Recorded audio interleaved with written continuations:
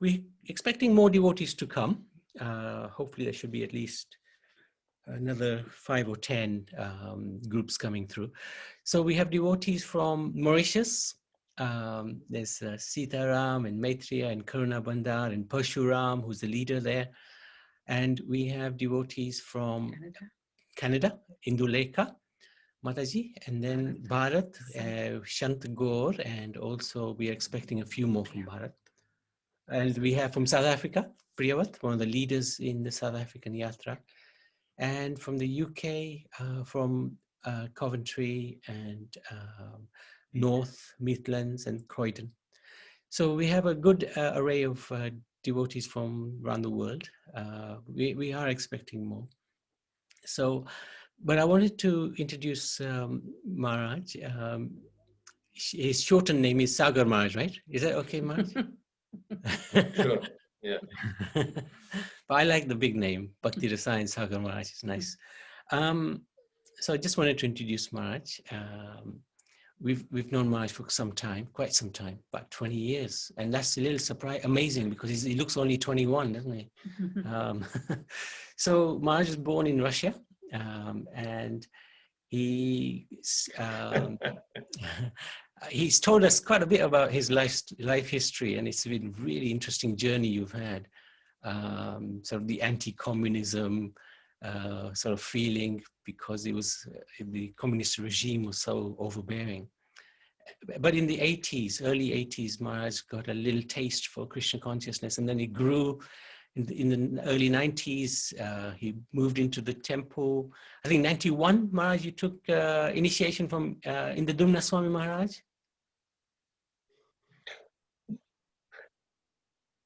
I think it was 91, right? Actually, can they hear me? Yeah. Okay. Yes, first initiation in 91. Yeah. And then sannyas was in 2016. Yes. And Yeah. traveling a lot. Apart from now, of course, this period is a little bit different, but he's doing lots of things with the UN. Yeah, in Mayapur, you started the institute there, very innovative. And I mean, apart from Prabhupada and Guru Maharaj, you know, there are devotees who can really have a big impact on the way we work and the way we think. I can name 2 devotees who have had big impact on my life. One is Vyasaki Prabhu, the Kirtaniya. Whenever he comes, he speaks, he says something, he just resonates so well. We change the way we're doing things. But then there's also Maharaj himself. Whenever he gives class, he always there's always a shift in the mindset. And that's very inspiring to listen to Maharaj. So today we've got this wonderful opportunity where we're learning about a lot more about Gayatri Mantra, because generally devotees take that a little flippantly, don't focus as much, because our sadhana is the Maha Mantra, of course. But Gayatri Mantra also is a wonderful gift given to us by our spiritual master, which has a nectar of ocean of nectar within it. So, of course, that means Gayatri means Brahman, and today Maharaj will give us some hints about what sort of qualities a Brahman should have. So I'd like to pass it on to Maharaj, and I'd like to thank him again for joining us and giving us his wisdom and his association. Hare Krishna. Thank you very much, Nabinandan Prabhu, and thank you all the devotees who joined this class, despite of probably knowing that I'll be here.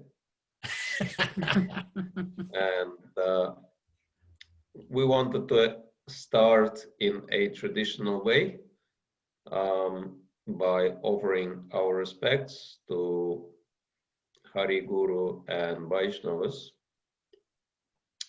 chant Mangalacharana prayers in a short form, and then I wanted to also say a few words about the course.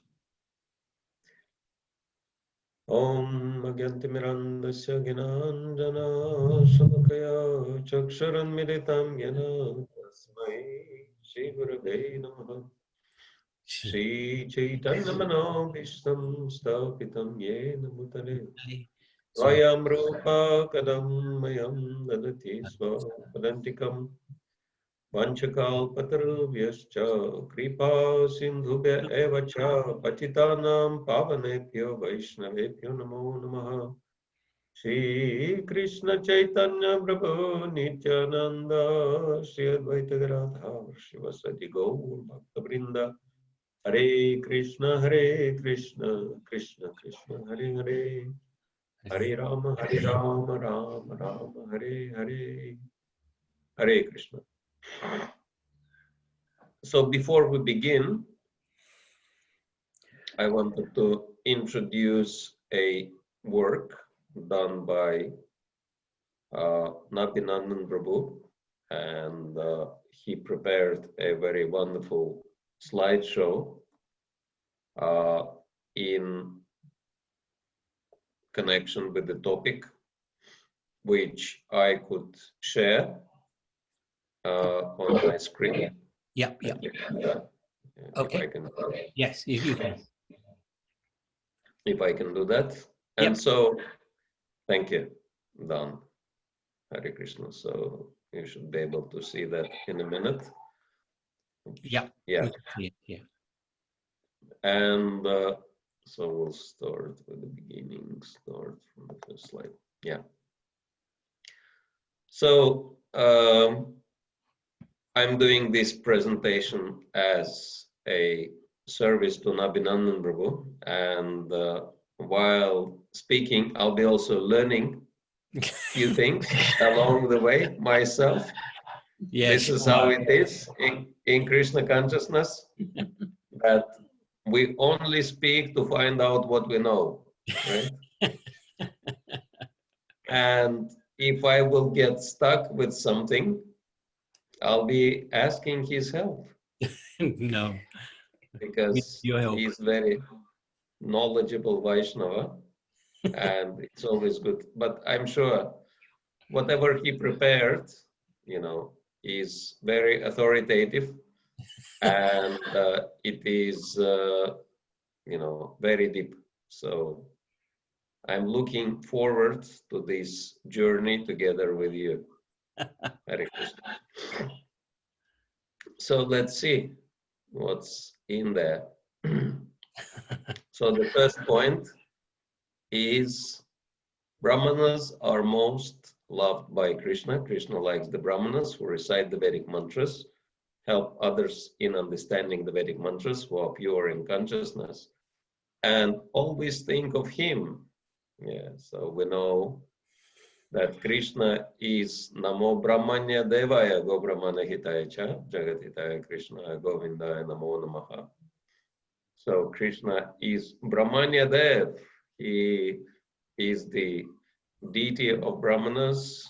Brahmanas love Krishna and Krishna loves Brahmanas. But Brahmana means one who is qualified. So the perfect examples of Brahmanas are those Brahmanas who brought forth Lord Krishna in front of Maharaja Nabi because of their purity in consciousness. So, because Nabi Nandan Prabhu, his name suggests that he is the servant of the son of Maharaj Nabi. So maybe it's an appropriate quote so that he would say few words about this quote. Can you please enlighten us about the perfect examples of Brahmanas brought forth Lord Krishna in front of Maharaj Nabi? You put me right on the spot, otherwise I wish I hadn't done it. No, this is basically, I was looking for, in the Bhagavatam, for examples where Krishna's, or Lord Vishnu is glorifying the Brahmanas.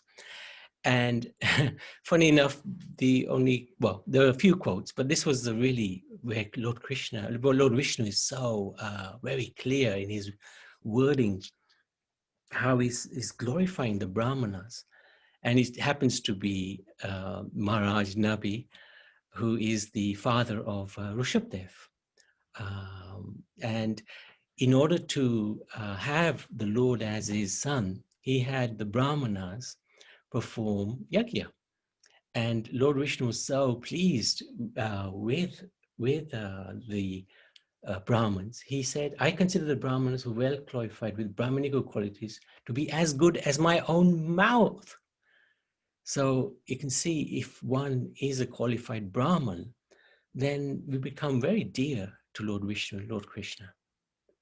So this is really what I wanted to share. Thank you, Prabhu. Very nice No, thank you. explanation. Please don't call upon me. We want to hear you. In relation to Maharaj Nabi, I could not resist. So, all right, so we'll carry on. If those Brahmanas were not pure, then how could they bring Krishna in front of Maharaj Nabi in the sacrificial arena? So, yes, that definitely purity is the force, right? Purity is the quality which helps us in attracting the Lord, because he is the source of the purity. And that's why he is attracted by the purity of Brahmanas. So Lord Vishnu himself spoke the following words to the Brahmana sages on appearing in the sacrificial arena when they were performing the yajna. So let's see. This is Canto 5, Chapter 3, Text 17. Aho bataham rishayo bhavadbi avitatha girbi varam asulabham abiya chitoya tamushatmaja maya sadrisho bhuyatiti mamaham eva virupa kaivalyat adapi brahmavadanam risha ba nam risha bhavitum arhati mamayva himukham bhat vijadeva kulam.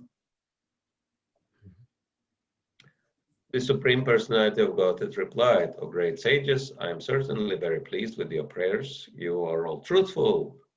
You have prayed for the benediction of a son like me for King Nabi. But this is very difficult to obtain, since I am the Supreme Lord, the Supreme Person, without a second. And since no one is equal to me, another personality like me is not possible to find in any case. Because you are all qualified Brahmanas, your vibrations should not prove untrue. I consider the Brahmanas who are well qualified with Brahminical qualities to be as good as my own mouth. So this is very interesting, because Brahmanas are practicing the truthfulness by trying to speak words which are true in the past, right? They speak about the past and present, and they always say the truth. But when they develop the qualification of truthfulness, then whatever they say in future, which didn't happen yet, but they predict something which will happen in the future. And the Lord is so pleased with their quality of truthfulness that he makes their words true. So he is standing behind their words, right? But in order to obtain this qualification, we need to very seriously practice truthfulness, which, as we know, is the last pillar or the last leg of Dharma, right? So if we're truthful, then we can actually, whatever we say will become true also. So this is how it works. Okay, so another quote in the Vishnu Purana 1.19.65, it is stated, my Lord, you are the well-wisher of the cows and the Brahmanas, and you are the well-wisher of the entire human society. And so this is the famous Namo Brahmanya Devaya Go Brahmana Hitaya Cha Jagatitaya Krishnaya Govinda Namo Namaha prayer. So then we'll be looking at the qualities of Brahmanas. And, you just press it down, press the down key, Maharaj. The rest will come. Okay. All right. So, have you made these acronyms into something? Only. Or it's just. Yeah, it's basically those attending Hare Krishna program regularly, sincerely will profit. So it's the first letter of each of those attending Hare Krishna program regularly, sincerely will profit. And then the TAHKPRSWP is the acronym effectively. So it's just the one way to remember these 5. The easier way is by remembering the Sanskrit. Oh, I see. Yeah. Okay. So, Lord Krishna describes the qualities of Brahmanas in Bhagavad Gita. Samoda Mata Pakshucham Kshanti Rajamavacha Jnanam Vijnanam Astikyam Brahma Karma Svabhavajam. So these are the 9 qualities, right? Yeah. Of Brahmanas. Yes. Peacefulness, self-control, austerity, purity, tolerance, honesty, wisdom, knowledge, and religiousness. These are the natural qualities by which the Brahmanas work. Gita 18:42. These qualities of Brahmanas can be easily remembered by taking out the first alphabet of the words and framing the sentence as below.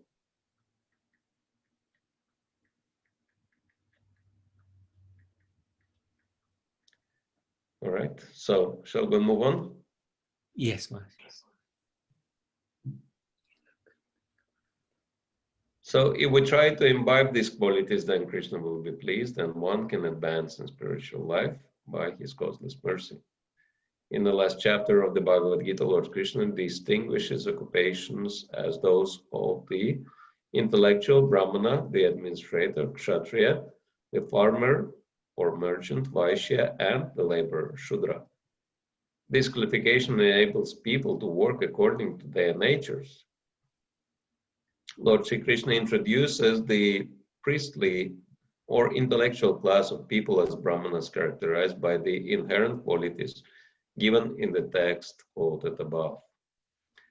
To lead people to the correct path, where they will live a pious life, that gradually leads them towards God. The priority class is whatever. It looks like the slide is a little bit. What does it say? No, you had it, Maharaj. To lead the people to the correct path where they will live a pious life that gradually leads them towards God. The priestly class is required. Oh, required, I see. Yeah, Okay. yeah. The required was missing. So natural occupational divisions exist in every country. For example, every religion has a priestly class akin to the Brahmanas. The members of the priestly class in any religion can be considered to be Brahmanas. So Brahmanas are those who are connecting people to God. So very important function, right? Yeah. From that point of view, the instructions of the Bhagavad Gita are universal, even though they originated in Bharat. That's a very nice point. Yes, that actually the divisions are always there. Srila Bhaktivinoda Thakur says that Varnashram is existing in a seed form in every country. That you can see, for example, UK, that you have Palace of Common, right? This is for common people. But then you have Palace of a house, sorry. Yeah. house of common for ordinary folks, who made it from the bottom to the top, but then you have house of lords, and then you have the lords spiritual, right? You have spiritual leaders, the priests, Christian priests, and so yeah, they are connecting people to the Supreme Lord, right? And they are meant to be much more qualified than worldly leaders, right? So yeah, universality of Bhagavad Gita is very important for us to understand.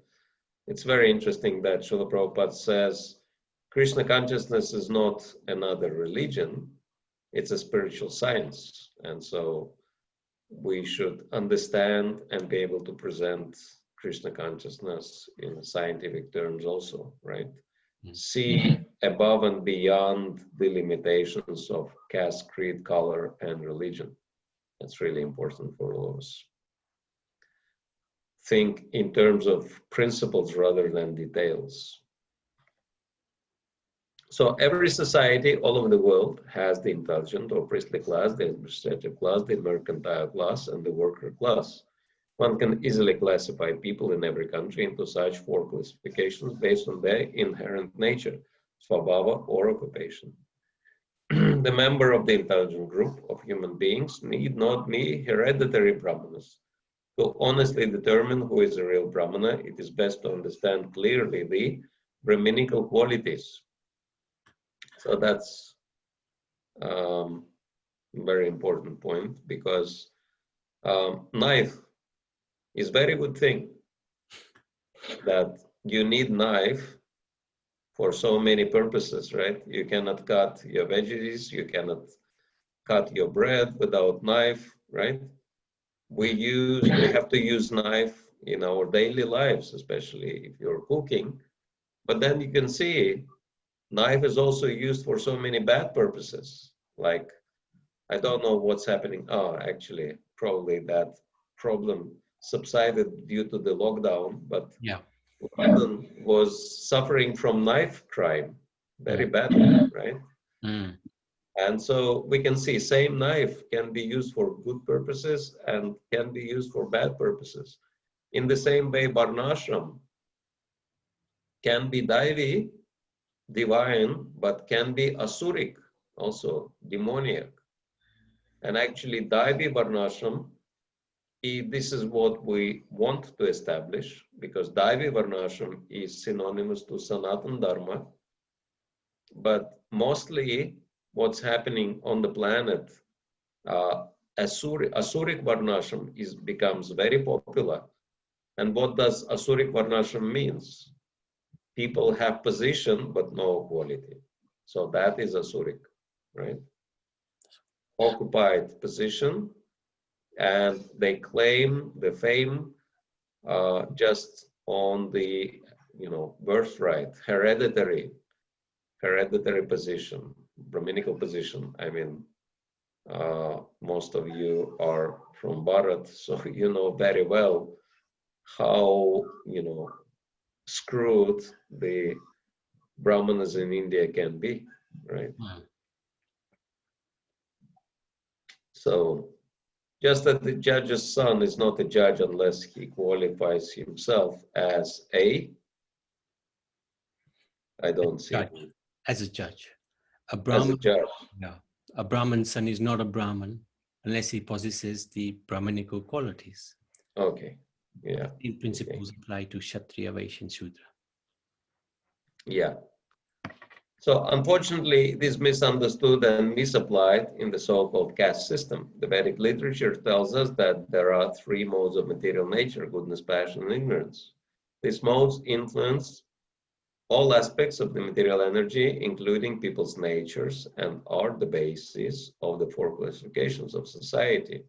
As Lord Krishna states in Bhagavad Gita 4:13, Chatur Varnyam Maya Srishtam Gunakarma Vibhagashaha. According to the 3 modes of material nature and the work associated with them, the 4 divisions are created by me.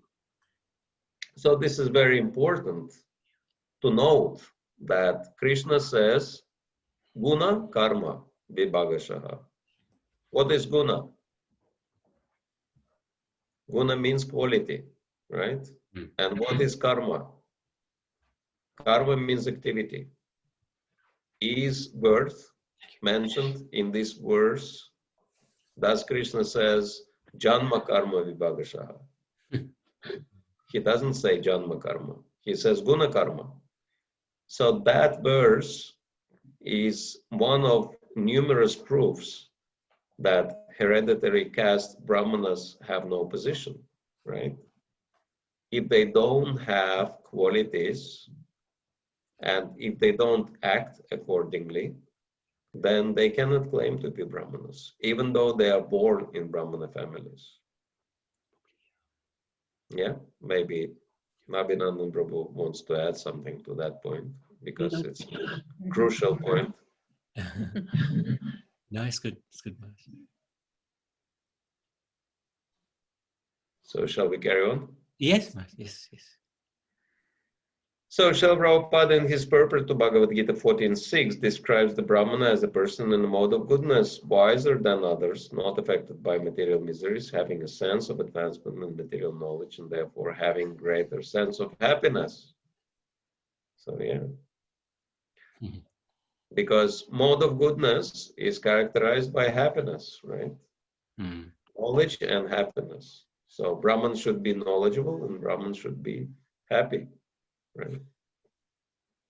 Not cranky old, guy who demands money for showing the deity. So that person is not a Brahmana, obviously. So if you come across such person, you know that he has position, but he doesn't have any qualification.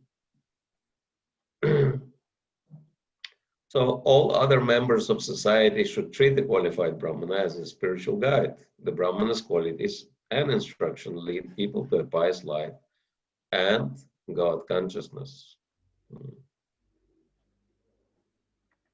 So it's kind of natural, right? If someone has exalted qualities and very deep spiritual knowledge, then it's only natural that other people will be seeking such person's guidance. And this is what society requires, spiritual guidance. Prabhupada says, everything is there in the society except the head. That's why they run around like headless chicken. Head is missing. And that's why Prabhupada created ISKCON, to give head to the human society. So he expected all the devotees to be qualified Brahmanas to help people with spiritual knowledge and guidance. So the qualities of Brahmanas again, peacefulness, Shama. So real Brahmana is peaceful in all circumstances, calm, even when provoked, convinced that the Lord is always protecting him. He is fearless in executing his duties. He is not impulsive in reacting to criticism. I think Nabhinandan Prabhu has very good experience with that, as well as myself, as well as any devotee who takes any responsibility within Prabhupada's mission. It's really interesting, right? That if you do nothing, nobody wants to criticize you because it's not fun to criticize someone who is not doing anything. But as soon as someone takes the responsibility, then immediately there are so many people who wants to find fault in that devotee, right? Even other devotees, right? So maybe Nabhinandan Prabhu wants to say something about it.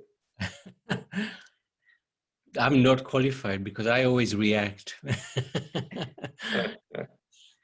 I need to learn this peacefulness. You continue your mission, that means you're quite equipoised, which is good. I think Jayanti might have something else to say about that. But it's a fact, the Lord has been very, very kind. Somehow, he just allows us to continue with some sort of service. Thanks to the Vaishnavas like yourself, your blessings count for a lot. Your good wishes are always there. That counts for a lot. Thank you. So yes, actually, it's very important point. Important, we can say, mindset to develop, or we can say technique to learn, if you will, how to not react to criticism, because it's very difficult, right? Like, when the Twin Towers came down in New York due to the terrorist attack 9/11, and so many people died, and there was a poll conducted, and the question the interviewers were asking people, what is your greatest fear in life? And natural expectation was that the answer will be, death, another terrorist attack, uncertainty, this kind, of answers were expected. But suddenly, they were getting completely different answer. One answer stood up of all others. Majority of people had a very specific type of fear, which is completely disconnected from terrorism or death or, these kind of things. And anyone knows which came to the top in the poll? Which kind of fear came to the top? Ending up in a home care, a care home? No. You will never believe it. It was fear of public speaking. Believe it or not, most people, for them, it's better to die than to speak in public. Why? Because, I might be criticized. I might say something wrong, and then people will be criticizing me. And so criticism, why it is so painful, why people would rather die than be criticized. And actually, this is the reason why so many people, they are not taking responsibility. They are afraid of doing things because they are afraid to be criticized. Because it's kind of moral assassination, right? People try to assassinate you morally, and that's more painful, because subtle body for us is more important than human life than the gross body. So, and moral assassination attacks subtle body, attacks your ego. In this place. So, and because the pain we feel through the ego is so great, people are fearful of public speaking. Right. And many people are fearful of, standing up and taking the responsibility and so many other things. And so criticism is basically inevitable, right? That there is one law which is very powerful in this world, and that law states that each and every action brings equal and opposite criticism.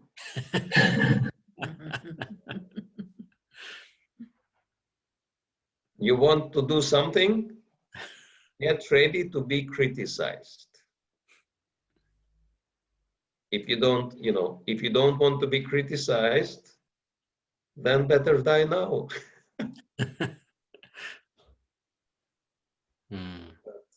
The more you do, the more you'll be criticized. And so basically you have two choices in life. To either do nothing productive and criticize those who are doing something. And I mean, it's absolute law. It's unavoidable.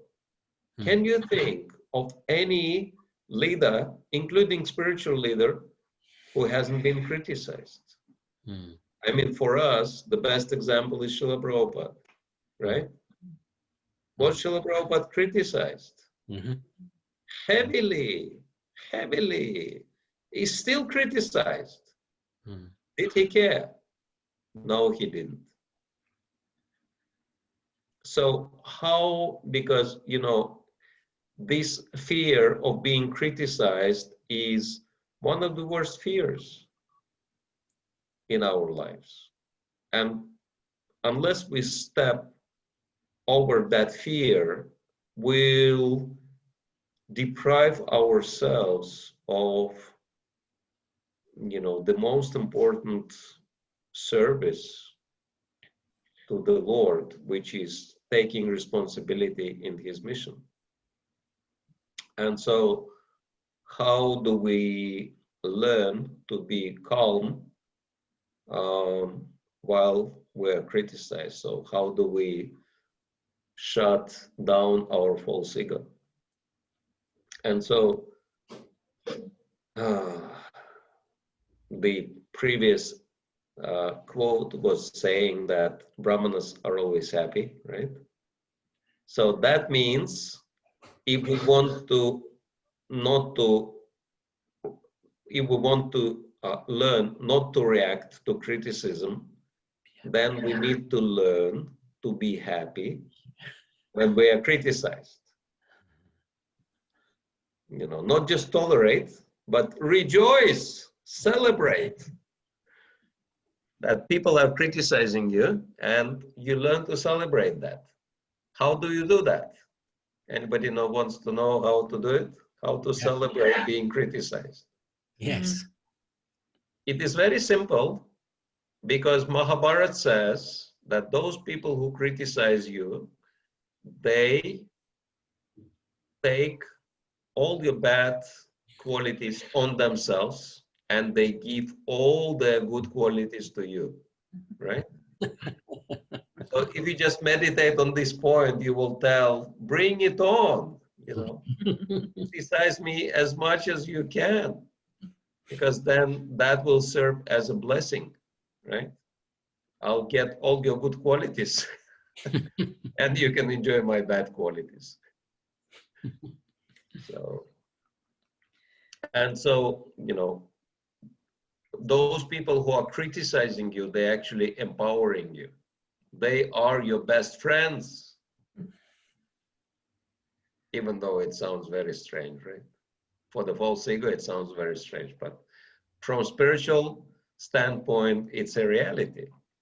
That's why, you know, great devotees like Srila Bhakti Siddhanta Saraswati, they were enjoying being criticized and attacked. Like Srila Bhakti Siddhanta Saraswati was giving public discourses, and one man, he would always raise his hand and he would always, you know, ask very challenging questions, and which was kind of annoying to the disciples. But Bhaktisiddhanta Saraswati was always peaceful and calm, and he was, you know, refuting his challenges in a very systematic way. But all the disciples were fuming with rage, right?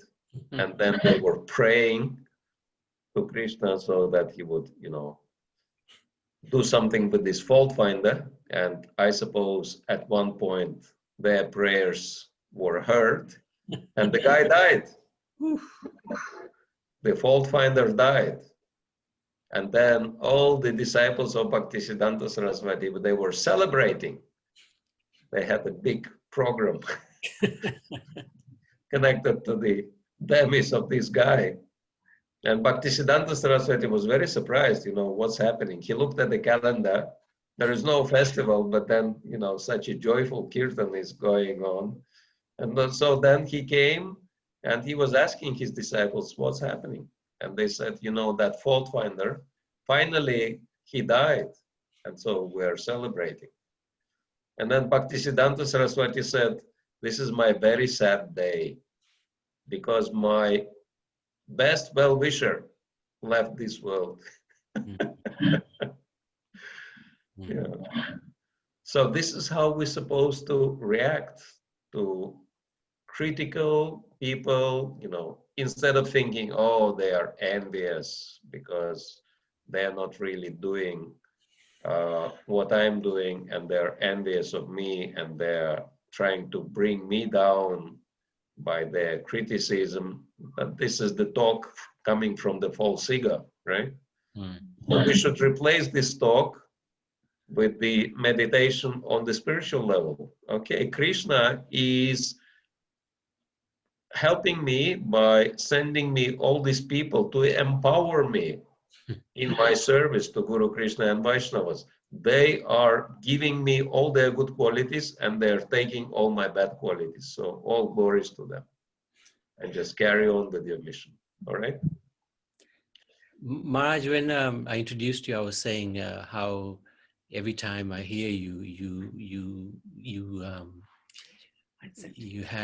make a change in my mindset, and again, really, you've done it. So there you go. You really are empowered. Thank you. Yeah.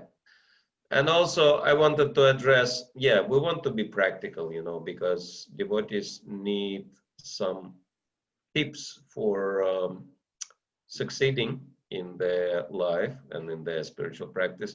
So a real Brahmana is peaceful in all circumstances. So peaceful means not affected by anger and not irritated, even then when there are causes for irritation, right? And I suppose at least some of you or most of you would want to know how to do it, right? Yeah. Anyone wants to know the trick, the tip, how to stay calm in the storm? So just for a second, we'll have to stop sharing this slide because I wanted to show you another very important picture, right? Yep. Okay. So I'll have to find this thing. Just while you're finding, Maharaj, I wanted to share, Yes. well-wisher.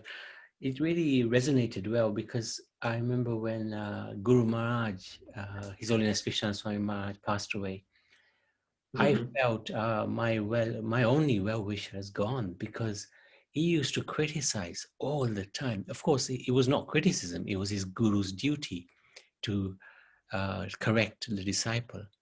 But it's always very hard on the false ego. But you know, he would explain as well that I'm only chastising you for your own good, and you feel that that affection, you know, feel the chastisement. And then when he left, you know what you just said, you know, the well-wisher. You know, I really felt my well-wisher has gone. So just wanted to share that. Sure. Yeah, it's very good point. Yeah, a guru is also chastising us for our benefit. He's always helping us. Okay, let's see. Anyway, let me share this. So,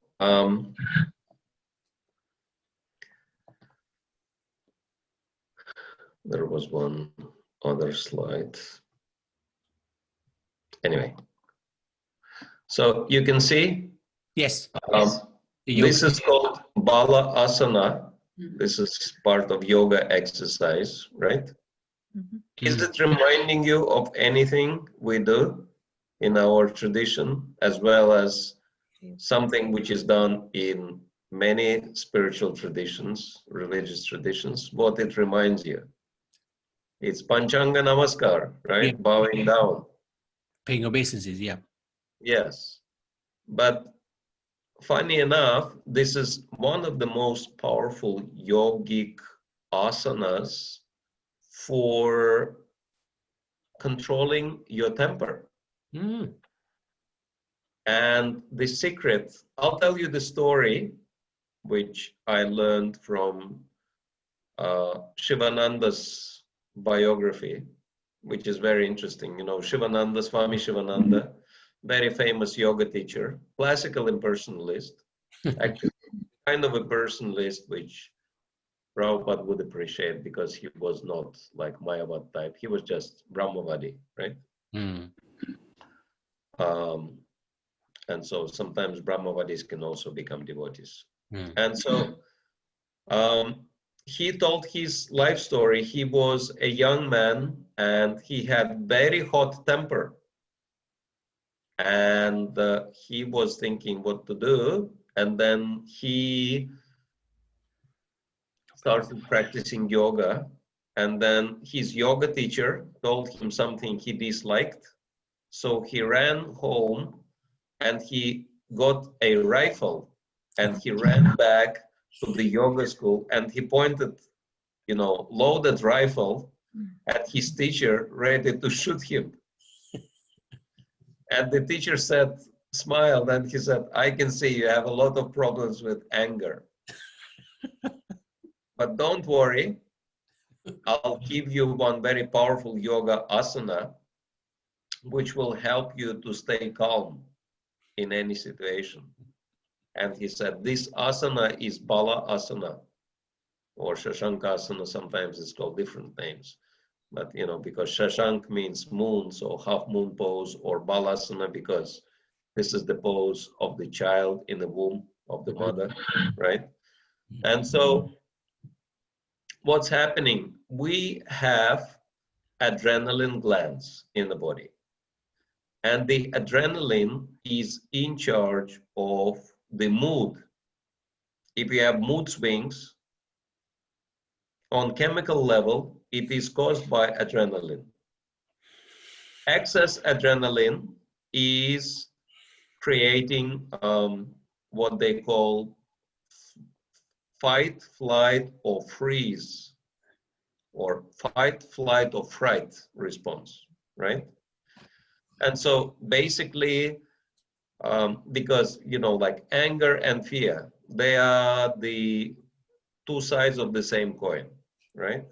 Because of fear, people have anger, you know, like in military science, they say best defense is offense, right? Mm-hmm.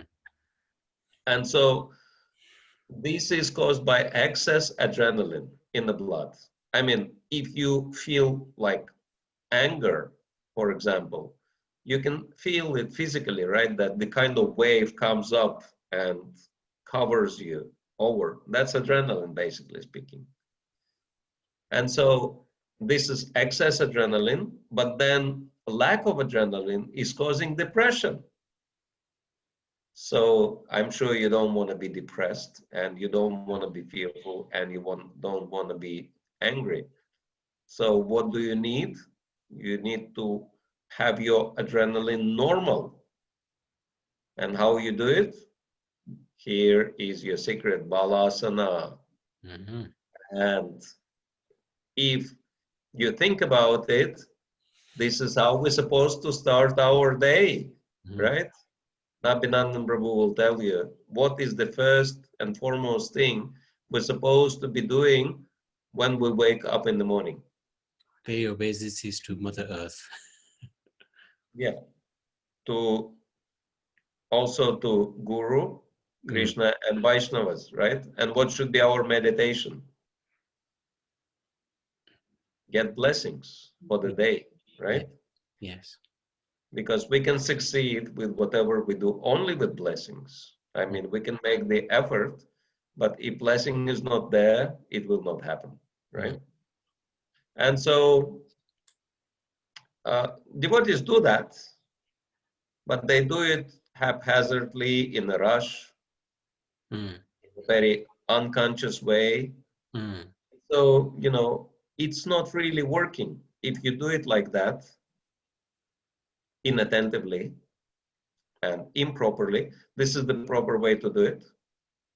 And you have to take your time, few Right. minutes in the morning, meditate on the blessings from Guru, Krishna and Vaishnavas.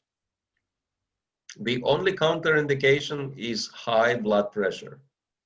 Then you might need yoga instructor who would help you to, do it in a safe way. Yeah. There are ways to do it, but otherwise there are no counterindications. And so a few minutes in the morning, just stay like that, meditate on the blessings for your service, pray for your blessings. And then in the evening, right, before you go to bed, same thing. What do?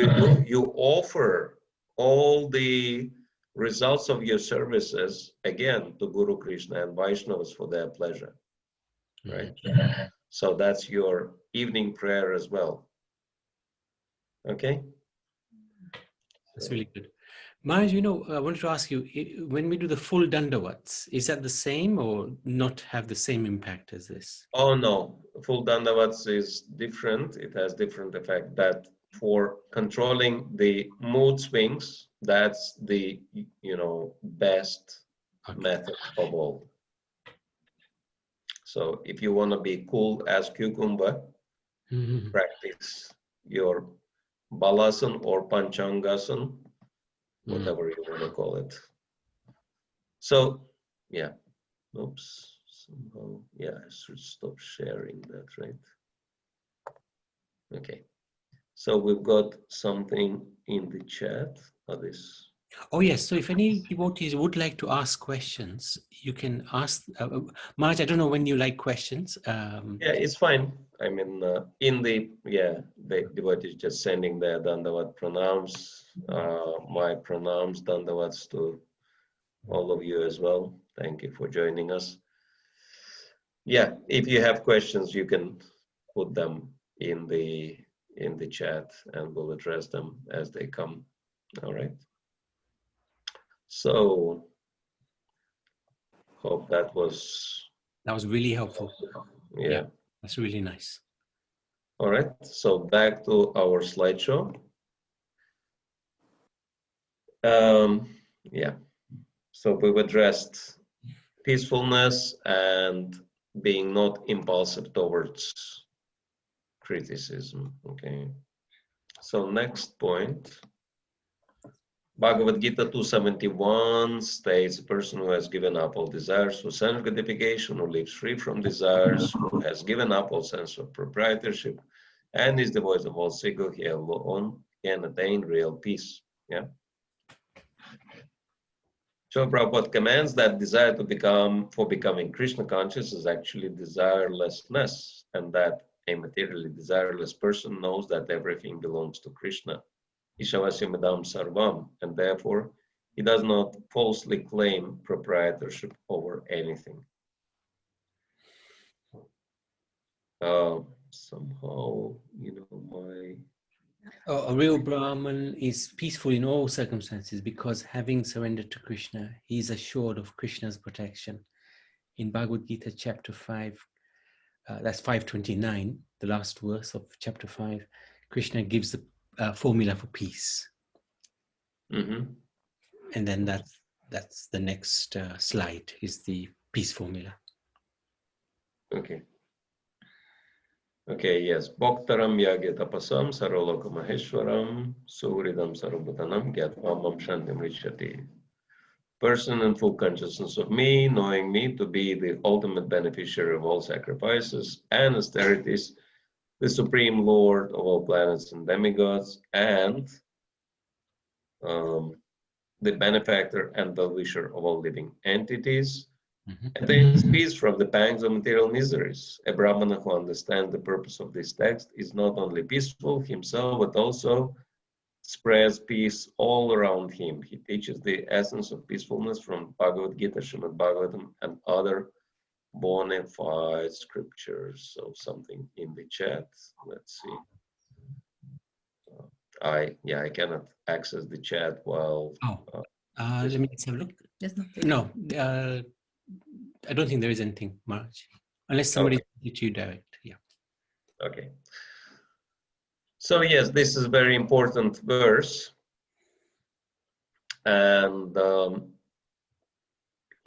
just few words on this peace formula. So Bhaktaram, the Supreme Lord is Bhakta, right? What's the difference between us and God? He is Bhakta and I am Bhakta. Right? He is the enjoyer and I am the one who provides enjoyment, right? And how is he enjoying? By yagya and tapasya, right? And I supposed to do yagya and tapasya. What is the most important yagya in our lives? Starts with san, kirtan, yagya. So chanting of the holy name is the most important yagya. And tapasya, Ekadashi. well, it comes a little later. Of course, Ekadashi is part of it, but the first tapasya is to abstain from sinful activities, right? 4x, following 4x. That's why if you look at this first line, first initiation means 16 rounds minimum every day, and tapasya, 4 Pragata principles, right? Yeah. 16 and 4. So this is how we can please the Supreme Lord. First step. And then Sarvaloka Maheshwaram. Krishna is the proprietor of everything. And what does it mean? How should we act in order to acknowledge Krishna's lordship, proprietorship, understanding, like practically showing that he is the boss. He is the boss, I am Das. That's the difference between me and Krishna, right? So how do we show practically, how do we acknowledge Krishna's supremacy? Everything belongs to him, right? So how should we show? Using it in his service, using everything we have in his service. Yes, offering everything to Krishna. That means starting with food, right? That we should not eat anything which is not offered to Krishna, right? Yagyashit sarsanam santo muchanti sarokil bishai, as Krishna says in the 3rd chapter of Bhagavad Gita. So Brahmana means no eating out anything which is not prasadam, which is not offered to Krishna, right? Unless there are emergency circumstances, but this is exception. But the rule should be, I'm only cooking for Krishna and I'm only taking or honoring what, was offered to Krishna, right? So that's very important, Brahminical rule. If you want to be Brahmana, starts with eating, right? Eating habits have to be reformed. So, and then offer everything to Krishna. Basically, Prabhupada was saying that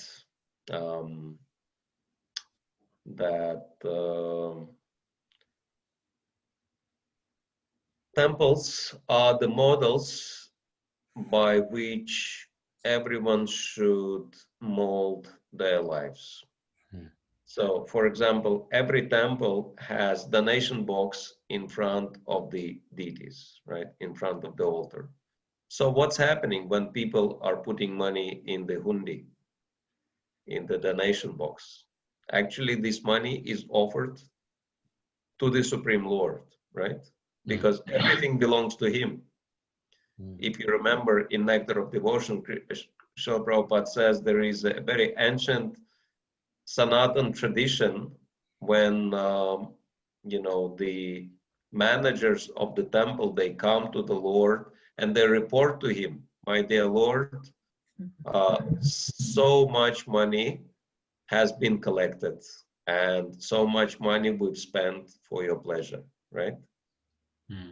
So that's acknowledging the Lord's, supremacy, that he's the boss. And so actually we're supposed to live our lives like that at home also. Like whatever money you have, whatever everything, cash or whatever, electronic transfers, whatever you gain from monetary transaction as your salary or profit from business, just do very simple thing. Take it, go to the altar and offer it to Krishna and say very simply that thank you very much for sending me Lakshmi, and please bless me so that I would use it only in your service and for your pleasure. Very simple act. But you will see, if you do that regularly, probably some of you already do that, because I always recommend this. And I'm always following that myself. I've learned that from my spiritual master. And I've noticed that money stopped getting misspent or lost, right? Because it becomes Krishna's money, and then he's looking after that. And of course, then you become very conscious of spending every penny or dollar or whatever currency you're using, right? So that's Sarvaloka Maheshwaram, offering everything to Krishna, very important part. And then Suhridam Sarvabhutanam, Krishna is the friend of everybody, right? The best friend, Srila Prabhupada says. How do we acknowledge that fact? Anyone knows? By sharing the Lord, Yes. sharing his teachings. Yes, because Krishna is everybody's friend. We come to people, we say, you actually have the most powerful friend, not just in the world, but in the entire creation, and that is the Supreme Lord, right? And so he can, really help you in your life. And Krishna really likes it. Krishna really likes when we connect other people to him. And so if Gyatva, one who knows that, one who knows me, Gyatva Mam, one who knows me in these three ways, that I'm the supreme enjoyer, proprietor, and friend, Shantim Richati, he attains peace and actually, what's that? Peace from the pangs of material miseries. It's very interesting, right? Because material miseries are also threefold. Adhyatmikat, vibhautik, adidaivik. And so if you follow this threefold formula, you become free from three types of material miseries. Very powerful verse. All right. Nabinandam Prabhu, you want to say something? Yes, thank you for sharing that. That was a really nice, very practical way of sharing that verse. I haven't heard that before, so really, really nice. Thank you. Thank you. But would you like to add something from your side? No, Maharaj. You covered it very beautifully. All right. Okay. Thank you. So self-control, Dhamma, a Brahmana exhibits self-control in his attitude, behavior, and talks with others. Austerity of speech consists of speaking words that are truthful, pleasing, beneficial, not agitating to others, and also in regularly reciting Vedic literature. So, I don't know how fast we are moving. We're supposed to cover everything today, right? As much as you can, Maharaj. The space you're going is good, I think, because this topic needs to be done peacefully, isn't it? Yeah, okay, without rush, right? Russians are known for rushing. Okay, so we won't be rushing today. Even though I am in Russia right now. Okay, so yeah, this is a very important verse actually, 17:15 Bhagavad Gita. because this is the first thing, right, that Upadeshamrit or Nectar of Instruction recommends, Vachavegam, that controlling the speech. And so this is exactly how you do it, right? If anyone wants to know how to control the speech, this is the way. Anudvega karam bhakyam satyam priyam hitam chayat swadhyaya abhyasanam chaiva manmaya tapouchyate. So first thing for controlling the speech, austerity, exhibiting austerity of speech, is to learn how to say something which is satyam, truthful, but then priyam also. Priyam means nice or pleasing. And actually, it's not just Sanatan culture. As we know, Prabhupada says Sanatan Dharma was widespread all over the world at some point of time, right? And so you can still see the remnants of that culture in different countries.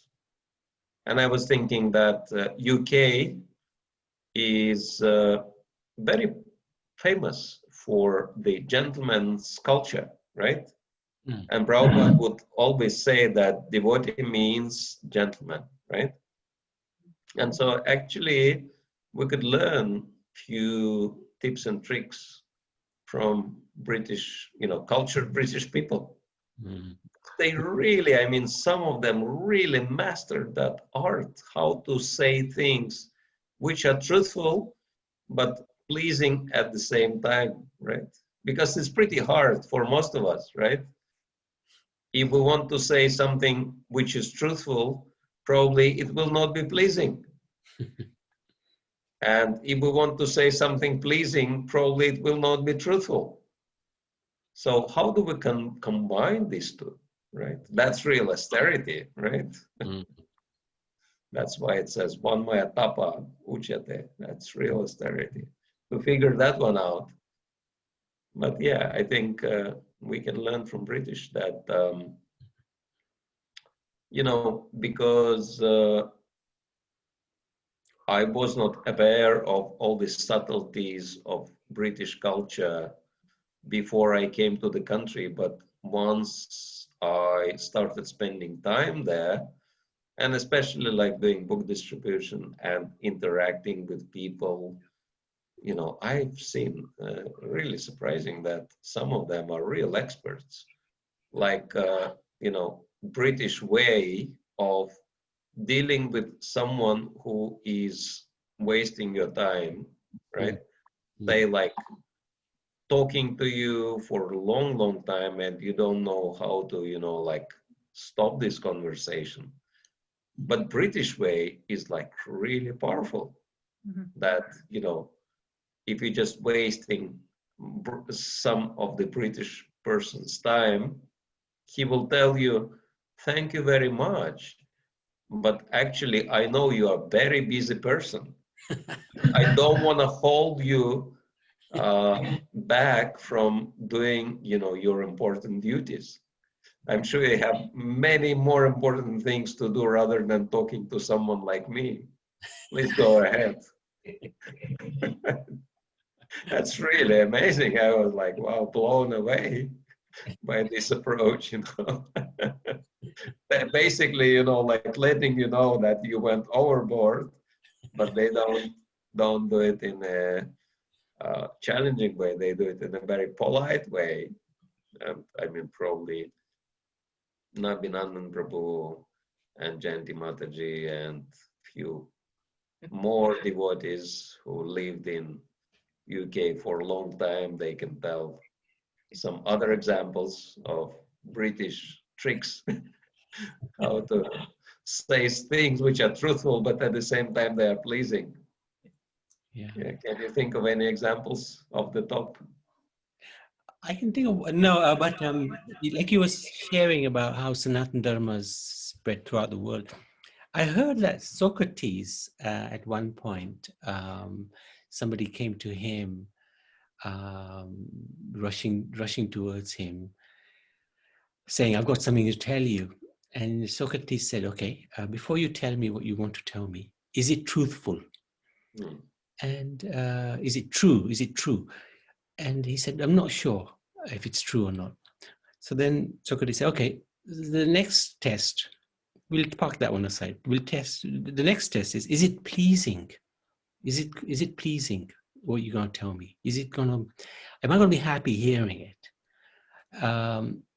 He said, no, you're not going to be happy. Okay.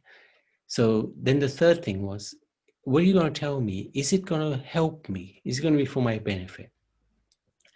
So the man said, no, it's not going to be for your benefit either. So this man said, well, Socrates said, I don't want to know then. Go and tell somebody else.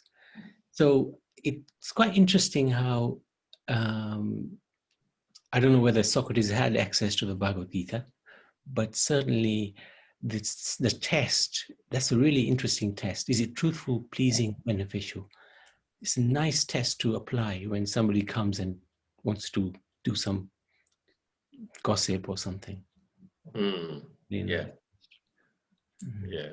Thank you. In terms of British, is there any other devotees who would like to share? I mean, Dr. Rampal, he's got so much experience. Would you like to share anything from the British culture that we can learn?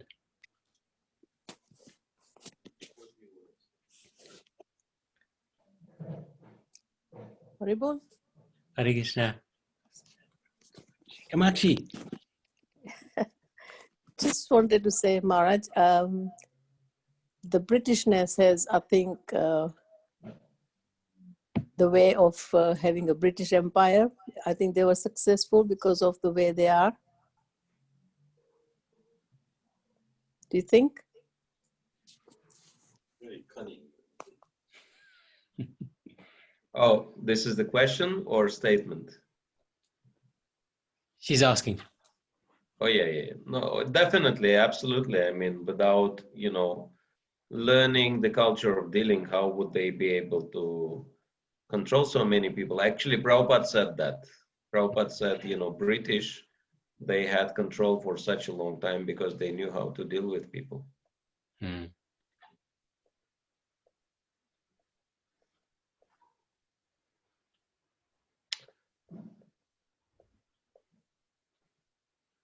Okay, so nobody else is contributing to that. I think that would be interesting, exchanging. It would be. Yeah.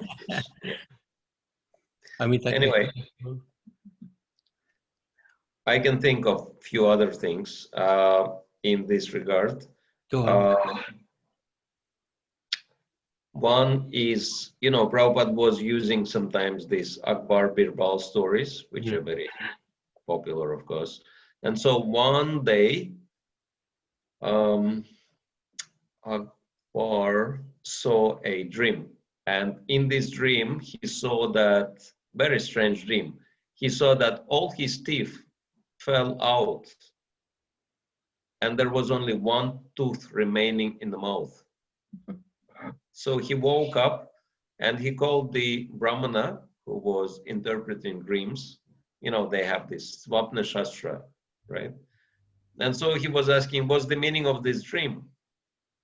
And the Brahmana said, Your Majesty, this dream means that you will see all your relatives, all your family members die in front of you, and you will be the last one to die. So the fallen out teeth, all your family members, and the remaining tooth is you. That's the meaning of the dream. Akbar didn't like this explanation at all, and so he put this Brahmana in jail. It's really difficult dealing with rulers. You get the best, but you might get the worst if you do something wrong, if you say something wrong. Anyway, that Brahmana ended up in jail. And then Akbar is calling another Brahmana to interpret his dream. And the second one knew what happened with the first one. And so Brahmana supposed to be truthful. But, you know, there is only one explanation of the dream. And so he knows if I lie, I'll be caught lying and I'll be punished. If I tell the truth, I'll go to jail as well. So damn if you do, damn if you don't. So what to do? But then this Brahmana, somehow he knew Birbal can help, right? Because Birbal is so smart. And so then he goes to Birbal and he says, what do I do? And Birbal says, don't worry. Just tell the truth, but tell the truth according to Bhagavad Gita 17:15. And then Brahman says, okay. So he told him, he instructed him. And then Brahmana goes to the Akbar and he says, Your Majesty, it's very nice dream, because that dream means you will have such a long life that you will outlive all your family members. Your longevity will be the greatest. Congratulations. And Akbar was so happy, he gave him a lot of rewards and cows and gold and whatnot. And so that's the power. You know, same thing, same truth, but he stated it in a positive way. That's the trick.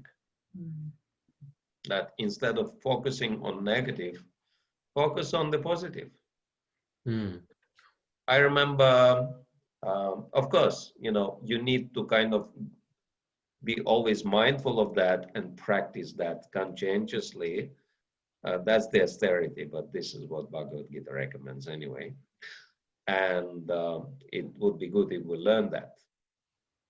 Culture of speech, you know, speaking like cultured people, learning the top spiritual culture. And, you know, sometimes people do that even in business, you know, because good speech inspires people and it's profitable for businesses as well. Like one airline, you know, low-cost airline, before, you know, like once people were bored on the plane, and you know, the low costers, they don't have these screens for watching whatever and other things, you know, it's very basic service. So the attendant supposed to explain to people that, you know, everything will be very basic. They should not expect much luxury because it's low coster.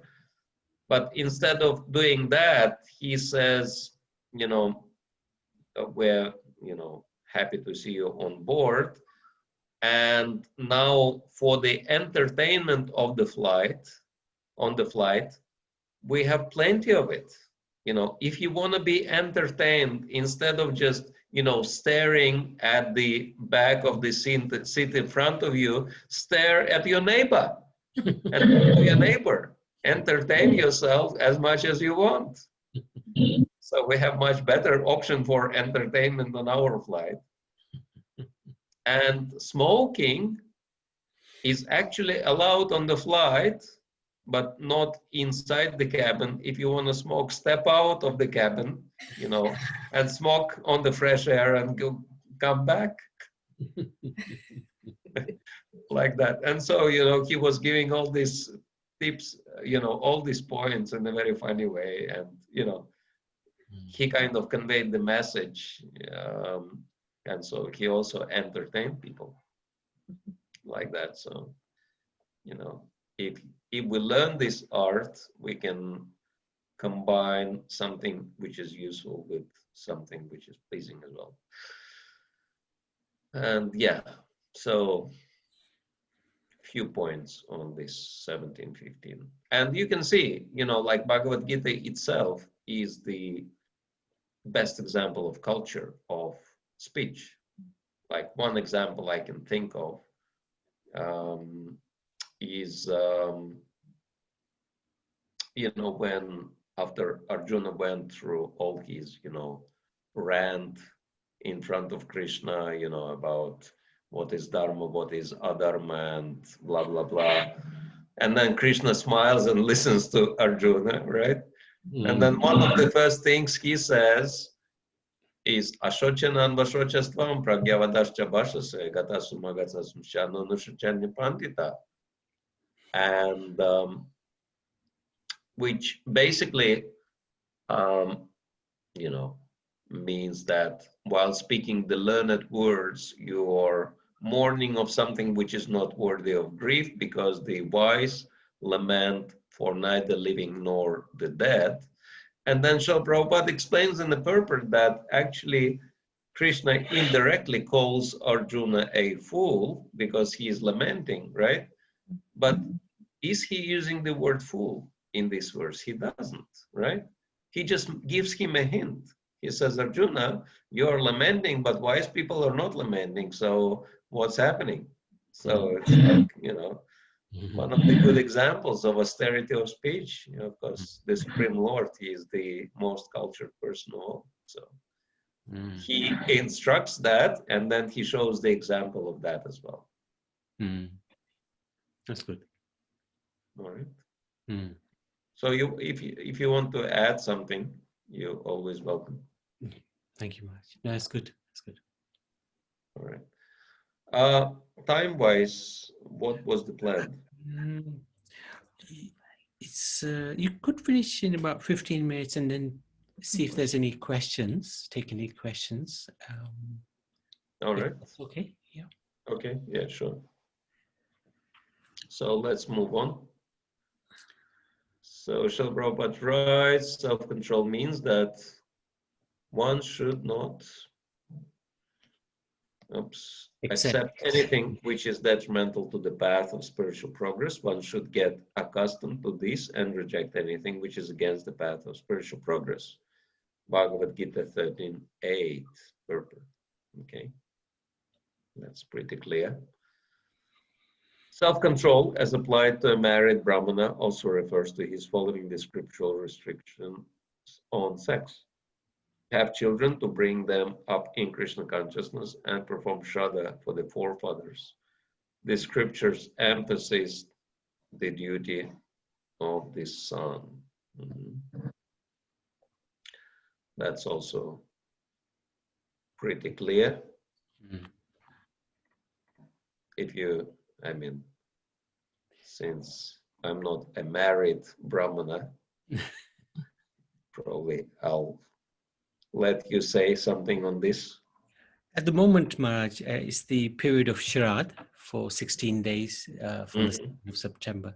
So we've looked at this actually, and generally, I mean, Prabhupada is very clear that a surrendered devotee has no longer to worry about any debts, including the debt to the forefathers, because he's serving the Supreme Person at the root of the tree, so the whole tree will be nourished.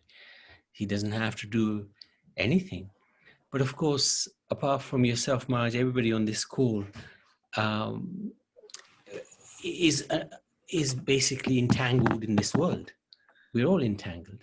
So there, for us to say that we chant 16 rounds and we follow the rules, and that's enough, is we don't have to do any Shraddha for our forefathers, don't have to worry about any of those ritualistic activities, may not be appropriate. So we're finding that actually to do this can be done in conjunction with Krishna consciousness to perform the Shraddha ceremony. Because what we're doing is offering our bhoga to the Supreme Lord and then offering it to the forefathers. So if some people may not be offering their bhoga anyway, at least it encourages them. Offer your bhoga, offer the food that you cook, and then all you have to do is offer that to the forefathers. And you are fulfilling your duty as son or as a family member to your forefathers. So in that way, you're doing two things at the same time. You're becoming a little bit more Krishna conscious, but at the same time, you're repaying some of the debt that you owe to the forefathers. So it's interesting. generally didn't bother looking at Shraddha with any particular detail. But now that we found that actually this will help us in our progress towards the Supreme Personality of Godhead, because we're also helping our forefathers if there's any problems with any of them, perhaps having a ghostly body or some obstacle in their path.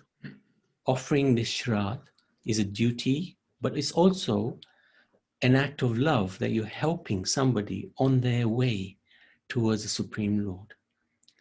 So up to now, I think we've just sort of ignored, not completely ignored, but not put any sort of emphasis on it.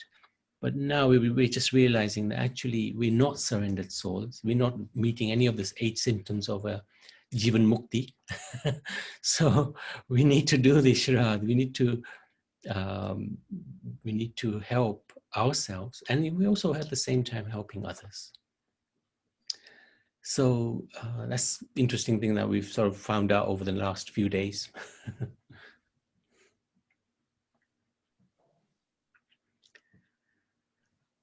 Yeah.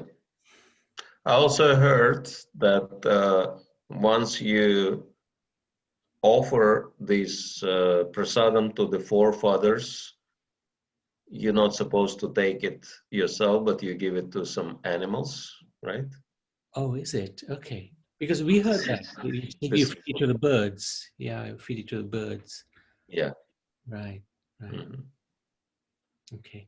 Yeah, we'll double check on that. That's a good point, Raj. In terms of self-control, brahmachari, I remember Bhakti Siddhanta Saraswati, he said, I would have hundreds of children if I could guarantee that they would become Krishna conscious. But he remained a brahmachari all his life, and a sannyasi, of course. So that's quite interesting.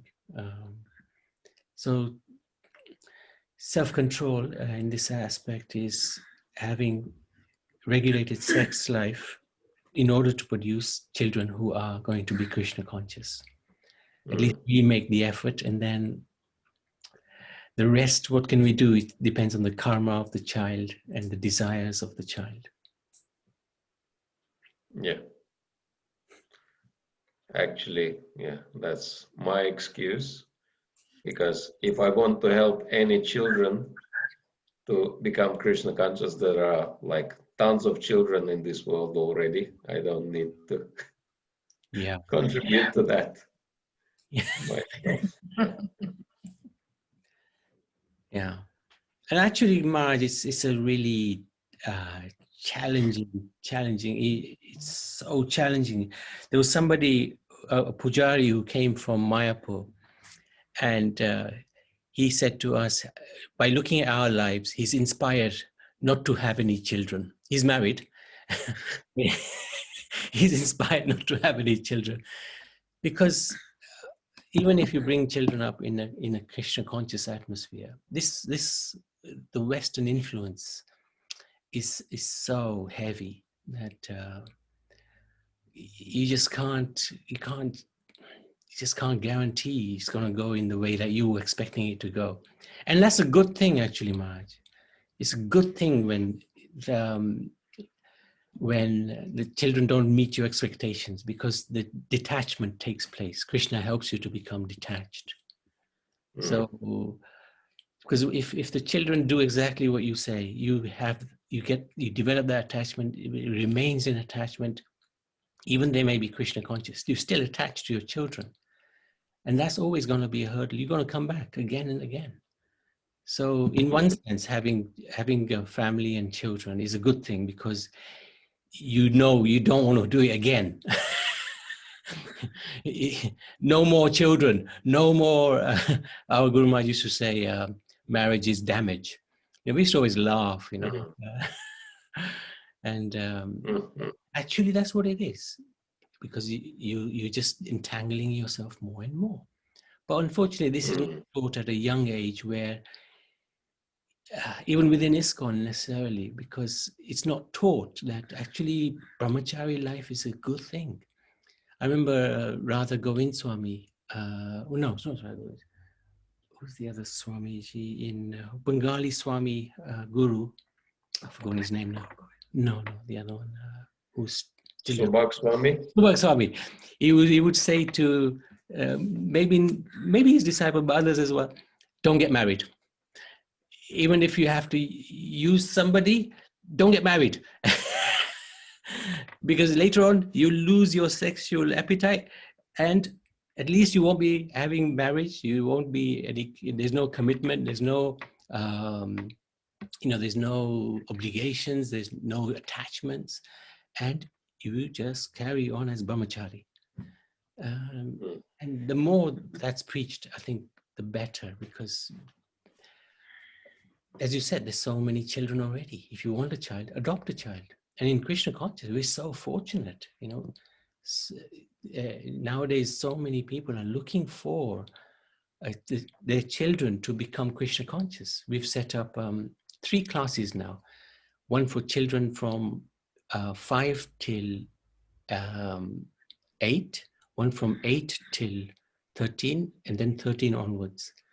And we're finding that the children are so good in terms of wanting to absorb Krishna consciousness. And it's very enthusing for us. So why have children when you can actually enthuse the children who are already there? Yeah, it's true. So I completely understand what you're saying and accept what you're saying. Yeah.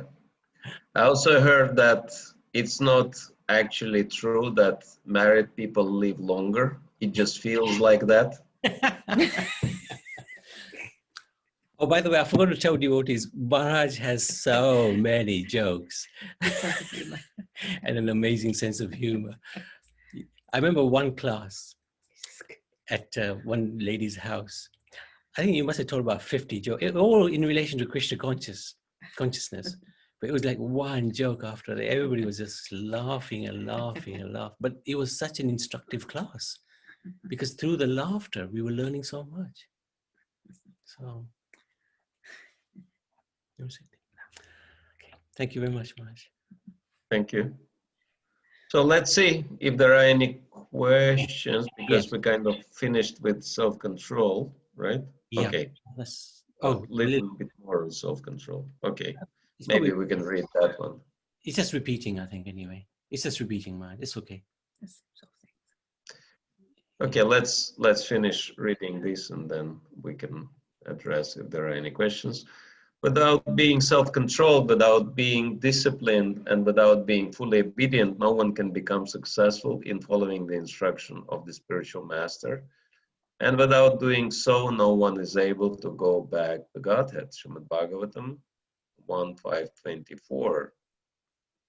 Self-control means that one should not accept anything which is judgmental to the path of spiritual progress. One should become accustomed to this and reject anything which is against the path of spiritual progress. This is real renunciation. The senses are so strong that they are always anxious to have sense gratification.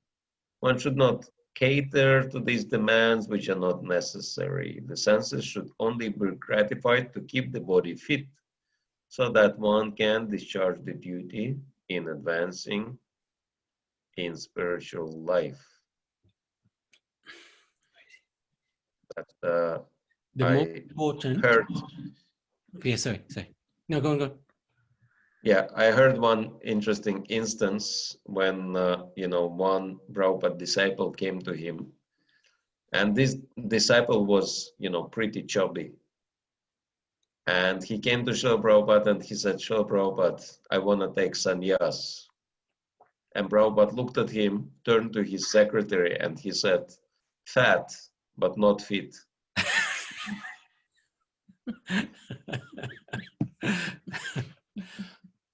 So that's why he says that keep the body fit so that one can discharge his duty in advancing spiritual life.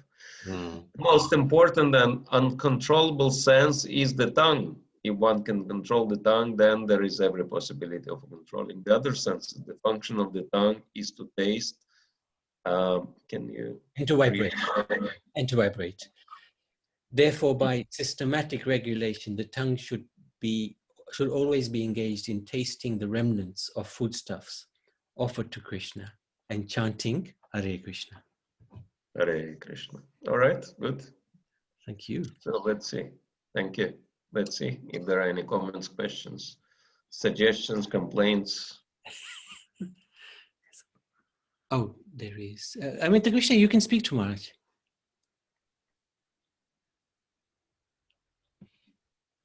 Unless he's got. Hare Krishna Maharaj. Hi. Hare Krishna. Please accept my humble obeisances. All glories to you, Srila Prabhupada. All glories to Guru Maharaj. Dhanavats. Very, very, very nice class. Very practical examples you gave. It was wonderful. Just a couple of questions regarding criticism. I understand if a devotee criticizes another person, another devotee, you said the person who's been criticized, the good karma goes to that person, and the bad karma goes to the person who's criticizing. So, and how to keep calm and do the arson, as you said, in the humble way. But how can you overcome that criticism, and how can you get those two devotees to work with each other and speak to each other and get along? Yeah, thank you, Prabhu. Very good question. Actually, I'm part of ISKCON Resolve as well, and I've been practicing mediation and conflict resolution for over a decade by now, probably like more than 14 years by now already. And yeah, I mean, basic reason why people, clash with each other is because they want to speak, but they don't want to listen to each other. It's like they are not interested in Shravanam, only Kirtanam. But this is not, unfortunately, Krishna Kirtanam, it's ego Kirtanam. They want to glorify themselves, promote themselves. So basically speaking,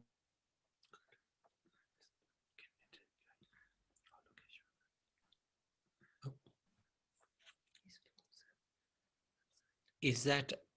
It's lost. Yeah, we've lost you, but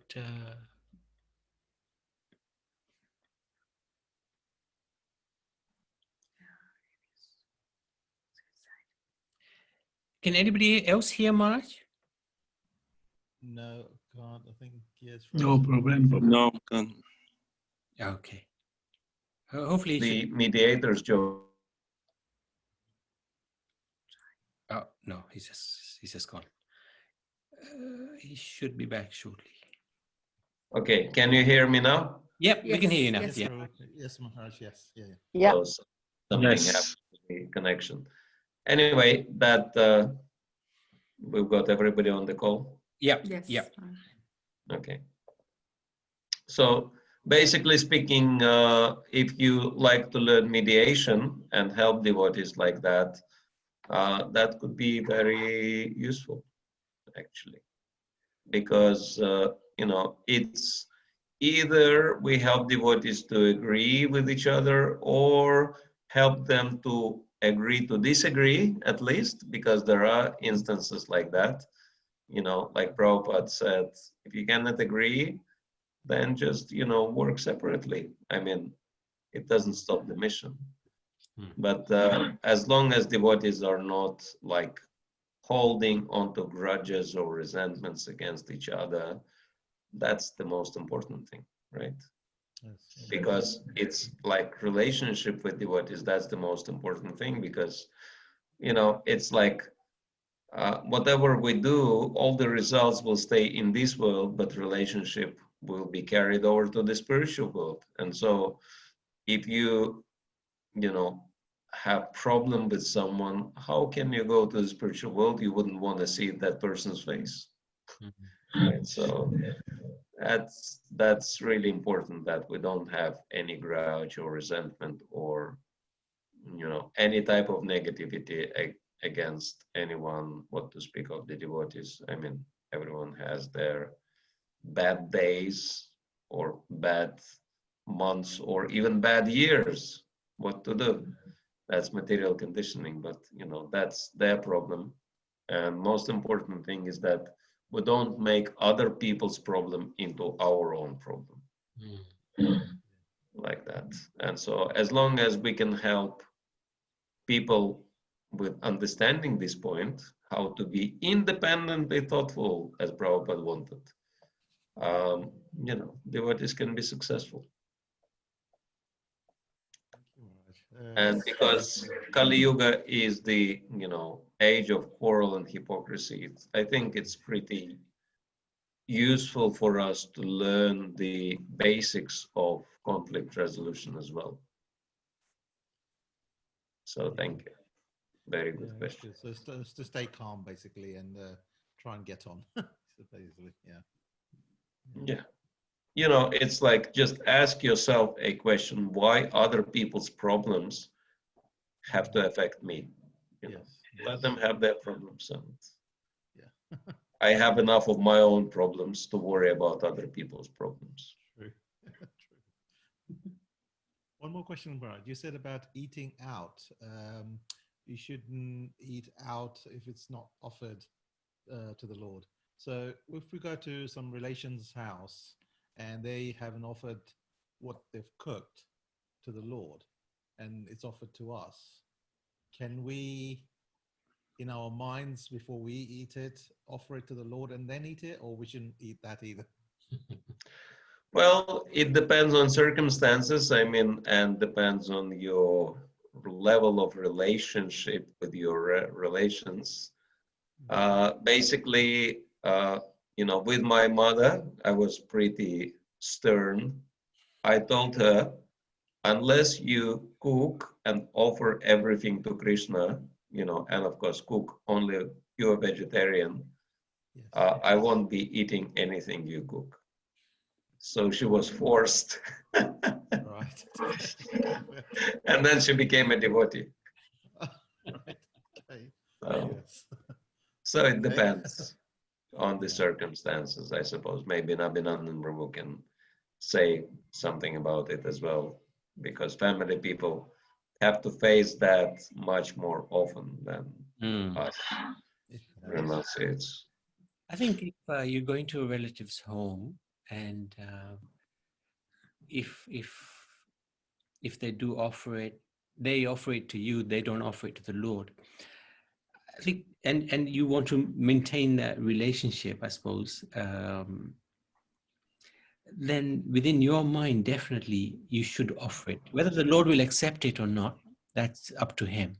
But at least you can make that offering within your mind to the Lord, that please, this is in no way the best way to offer to you, but my dear Lord, this is the situation I'm in.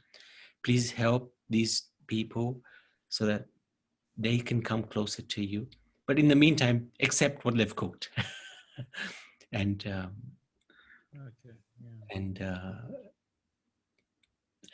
of course, I mean, what did we used to do? Because we used to go before to lots of relatives' houses, and we would have to do the same. Luckily, they would never cook with onion and garlic, and they were all vegetarian. So that was a very, very good thing. So otherwise, we would explain to them that actually it's we would take books with us, leave a book or two there for their looking at it later on, and obviously not push it too fast on them, because they'll think you're just preaching, and preaching to relatives is always challenging anyway. They're not going to necessarily listen to you, but they listen to Prabhupada. So leaving them a Bhagavad Gita, leaving them some books will definitely have some impact in the future. And you never know, Krishna will also make a change in their heart. Next time you go, they might have offered that food, and then you'll be taking prasad. That's true. Like Jayanti's mother, you want to give the example? Yeah, I mean, and they wouldn't offer initially because they didn't have that concept. So when we used to go, then I would offer it because my mother would allow me to do that, and then slowly they started also offering every day. So that in that way, they started that tradition. I mean, if it's a close person, like say a sister or something like that, maybe you can say, can I just offer that first? If you have that relationship with them, Yeah. and then take it from there. See how what the relationship is like. Yeah. And that's a practical demonstration as well, isn't it? Yeah. Makes sense. Thank you very much for that. Thank you. Anybody else has a question for Maharaj? We're very lucky to have Maharaj. It's not going to be easy to get him again, although I will try. I'll keep trying. But one thing with Maharaj is you can see he doesn't rush, but he's very entertaining, but he's very instructive at the same time, and very practical. So this is really amazing. One of the most dynamic preachers in the Hare Krishna movement. So if anybody... I'll take it as a blessing. Of course, I'm an enemy to you because I'm not criticizing you. Maharaj, actually, I've got a point to make that you're too good. Oh, Gita, yes. Yes, Hare Krishna Prabhu and Maharajji. I was wanting to ask, you were showing the Bhakti yoga earlier on. And how long should we be doing the yoga for in the mornings? Oh, the balasana? Yes. Yeah, right in your bed, that our standard is that from the point you woke up, right when you are in your bed, just do this asana and pray to Guru Krishna and Vaishnavas for the blessings of the day, and spend a few minutes like that. Okay, lovely. And thank you. before going to sleep, do the same thing and offer everything good you've done for their pleasure. Okay, thank you. Welcome.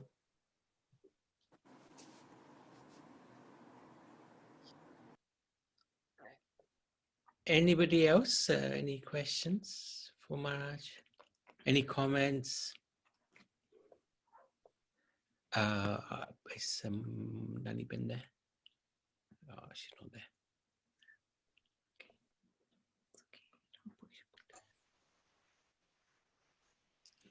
Sorry, Prabhu, my mom just has a question or comment. Hare Krishna Prabhu, I haven't got a question or anything for you, but just I'm very impressed. Your Maharaj, the class was very enlightening, and we are very grateful and very nice to see you after such a long time. Little contact helps us. Please keep in contact all the time. Hare Krishna. I think it would be nice to have another class with yourself when you have time. Hare Krishna. Hare Krishna Maharaj, Hare Krishna. Hare Krishna. Thank you. Dr. Rampal, did you have a comment or question? Prabhu, the understanding regarding the qualities of a Brahman is that these qualities come naturally as one develops in Krishna consciousness, and it's not the case that one has to specifically strive for the individual qualities.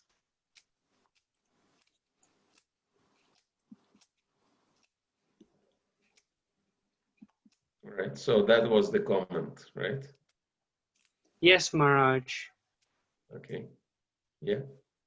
Yeah. Following properly the process of Krishna consciousness, naturally helps to, develop all the qualities. But if we do it haphazardly or in a offensive way, then naturally, the qualities will not develop, because Chaitanya Charitamrita says that Bhaujanme Kariyada Shravanam Kirtanam Tabutana by Krishna,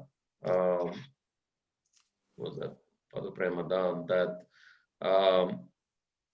one can chant Hare Krishna mantra, even the most powerful element of Krishna consciousness, it says, for millions of lifetimes, but never get even a drop of Krishna prema if one continues to commit offenses, right? And the root of all the offenses is inattentiveness in chanting and in the process of devotional service. So we are introducing, we are discussing these things to help devotees to become mindful and conscious of the important elements or details of devotional service, so that they could get the benefit. Like, for example, we introduced that balasana to help devotees to understand that Panchanga Namaskar is such an important element, which gives us all the benefits if we do it properly.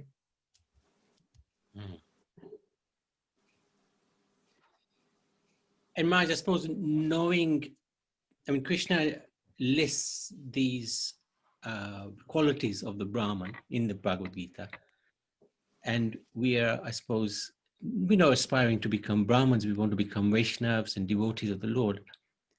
So like a 10-pound note already includes a 5-pound note.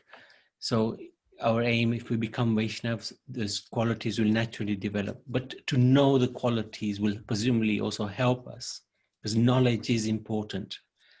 And to request the Lord to strive to become qualified in terms of our qualities will help us presumably on our path of devotion.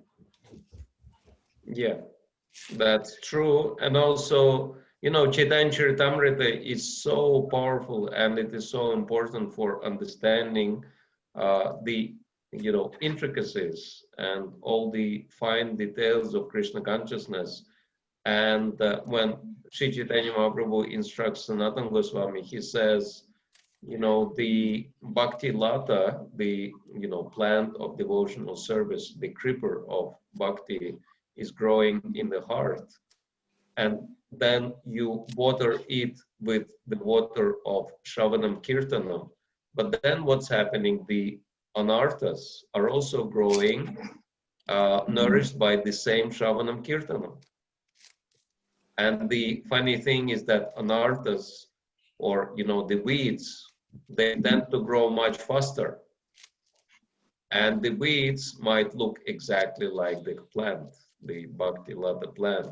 And that's why we require knowledge to distinguish the weeds from the Bhakti Lata. Otherwise,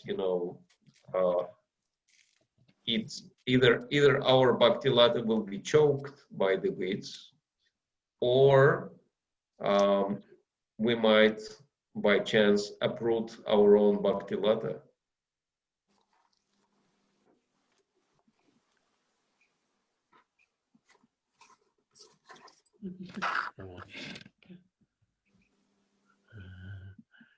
That's a really nice point, Maharaj. I just wanted to. That's the Bhakti Lata Bridge. And this is where we are. The seed has been planted, as you were saying. Yeah. At one point, I would love to go through. There's so much I want to go through with you, Maharaj. But anyway, one day, one thing at a time, as Jenti says, one thing at a time. Sure. Thank you very much. Any yes, Kaushalya, Mataji? Yeah, I just wanted to ask you, Prabhu. To Maharaj? She's gone. We lost you. Yes, Kaushalya, are you there? Muted. Oh. She has to unmute herself. Kaushalya, unmute yourself. Then we Yeah, can. I have. Okay. Can you hear me? Very well, yes. Yeah. I just wanted to ask, if this is the Shraddha going on, so if we go Krishna temple and feed the Gau Matas, is that okay? For the name of, whoever passed away? They are doing Balaji, we actually did did you attend the seminar? Oh, you didn't attend the seminar on Shraddha. No, Yes. I was working. So I tell you what, we'll talk with you. Tomorrow you're free? Tomorrow, yes, Prabhu. Okay, so I'll give you a ring, and because it's absolutely perfect to do Gau Mata. puja. Yeah. But Bhaktivedanta Manor are doing a wonderful thing. They are doing it. Yeah, but only one person is allowed there, they said. No, 2 people are allowed, and others can observe. Yeah, that's fine. But you have to book in at an advance. But Yeah, that's what I was going to do this morning. But they saying they are only allowing one person to come. If you check with the Eventbrite, it's 2 people. But, is it? Yeah, and you need to work out what tithi. Yeah. Okay, and then that same tithi you can go at the Bhaktivedanta Manor and do the thing. Or do the thing. The last day, which is the 17th of September. Yeah. You can do at that time, 17th of September. On the last day. Okay, Prabhu. Okay. Otherwise, I'll call you tomorrow anyway. Huh? Okay, thank you, Prabhu. Thanks for your help. Hare Krishna. Hare Krishna. Hare Krishna. Prabhu's talk was very nice also. Maharaji's talk was very good. Maharaj's, yes, Maharaj is really very, very interesting. Thank you, Maharaji. Hare Krishna. Hare Krishna. Haribol, Navi. Hare Krishna. Yeah, it's Madhusudan here. Haribol. Hare Krishna. Hare Krishna. Yeah, Hare Krishna. Please accept my obeisance, Maharaj. It's nice to listen to you.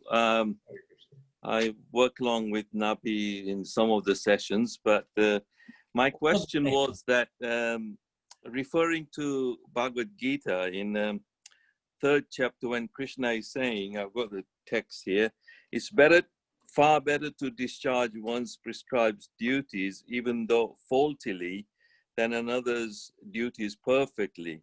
So that verse where he said, in the course of performing one's duties, better than engaging in another's duties than to follow another's path is dangerous. So when Krishna is recommending that, or even follow your path, I mean, this session is very much about encouraging people to develop Brahminical qualities and focus on that. And within Krishna consciousness, with training Brahmins. But sometimes, according to this verse, it is, in this Kali Yuga, nearly everyone is like a Sudra mentality. And so how do we, Prabhupada obviously encourage, Brahminical qualities, so to bring that balance or encourage, how do you see it? Well, I mean, Vaishnava culture is Brahminical culture. And that's why, regardless of the qualities one has, then everything should be done within the framework of Brahminical culture, right? And that's why, as much as possible, we should have those qualities. But then if we have another type of nature, we can also engage that in Krishna service. It's also fine. Okay, so when we're training children within the education system, I know Prabhupada encouraged Gurukul type of system where it's easy to distinguish personality characteristics and personalities according to the Varna and ashrams and all. Then to fit their people and encourage them to develop those if they're practically inclined, craft and Vaishya and Sudra and all these different. But Kali Yuga, everything is topsy-turvy. We understand that. But so within education, how should we encourage that within Gurukul system to train and? Well, it's a very big subject, and I don't know how much time we have for that, but the basic idea is to encourage the devotees, as Prabhupada said, to be independently thoughtful, and because whatever is our nature, that will be naturally inclined to do, and we should be doing that for Krishna, whatever it is. And then the guides, the teachers, the leaders, ideally in Krishna consciousness should be encouraging people to see what really inspires them and then help them to do that for Krishna. So not always encouraging everyone just become a brahmachari or Brahminical, but not exploit, but rather enhance their own qualities and engage them in those particular duties that can fit their personality would be better than, isn't it? Yeah, if you please read the 7th canto, the last chapters on 4 social and 4 spiritual orders, then Srila Prabhupada talks about Brahmana's duties in regular and emergency circumstances. That is described there very nicely. Thank you very much, Maharaj. That was very Welcome. thank you. And this is the beauty of Varnashram, isn't it? That according to one's nature and qualities, you will act, and you will be acting in a progressive spiritual way. That's the beauty of Varnashram. So if somehow we can engage, everybody's going to be a Brahmin, not everybody's going to be Kshatriya, etc. But whatever the nature is, that's the way we can encourage them to go in that direction. Yeah. So thank you very, very much, Maharaj. We normally end with prayers of protection, especially, we do the Nashinga Kavach for Gopal Krishna Maharaj, we did it for Bhakti Churu Swami, we do it for all the devotees who are undergoing some difficulties now. But I think today we're a little short of time. So I was thinking, Maharaj, if you would be able to lead the Nashinga prayers. Okay. And protect, if you have time, of course, for the protection of devotees. We do name some devotees, like actually Trikalagya. I don't know if you know him, Trikalagya and Tungavidya. They were in hospital. Now they've been there for 3 weeks, but today they have been allowed to go home, or yesterday. So they're on the path of recovery, which is really good news, but it's a long time before they will fully recover yet. Oh, that's pandemic, that virus? The virus, yeah, yes. That's right. They were hit with it. They're in Vrindavan. And actually, many devotees in Vrindavan had it, but had it particularly bad. Mm. And then Gopal Krishna Maharaj, of course, he's luckily a lot better now, which is great news. And we want to remember Roma's brother, Darius. Who else was it? Chitramanjari's husband. Hopefully she's better. Okay, if there's any other devotees that anybody would like to mention, please go ahead. Or it doesn't have to be devotees, anybody you know. Oh, Maharaj, actually, would you like to hear a very sweet devotee sing Nashinga prayers? Sure, of course. Bhakti, are you there? Yes, Prabhuji. Oh, wow. Maharaj, she is our future preacher. Where is she is. Before you give us Nashinga prayers, can you give us a sloka, please, from the Bhagavad Gita? Yes. Which one?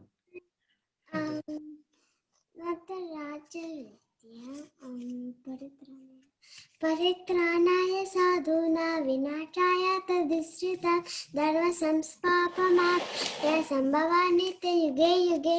The meaning is, someone, I will protect devotees and fighting with demons, and to protect Dharma, and I will come million of million. Haribo. Very nice. Patram pushtam phalam toyam yo me bhakta ashtati tadaham bhakti uparata ashtami paratatmanaha.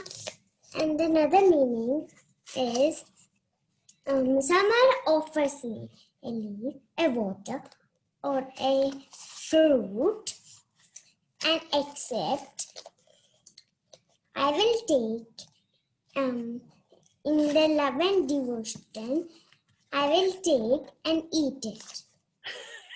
Wow. Amazing.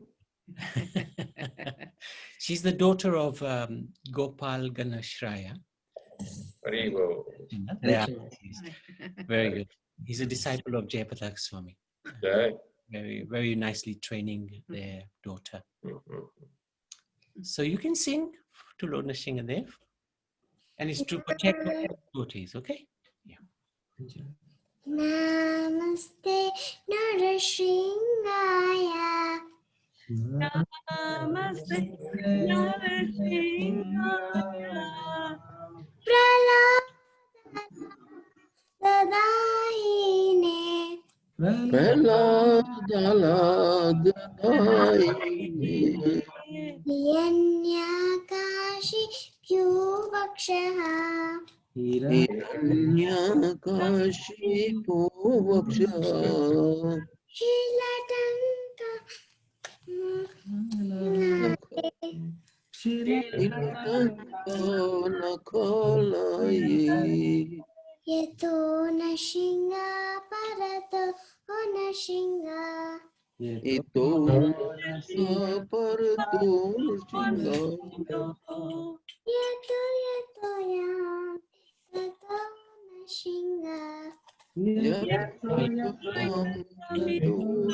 Nashinga. He Nashinga Nitale He Nashinga.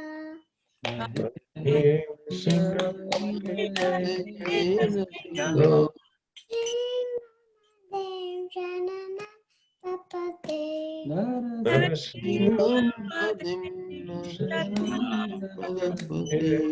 Tabakara Kamala Nakan Abhuta Shinga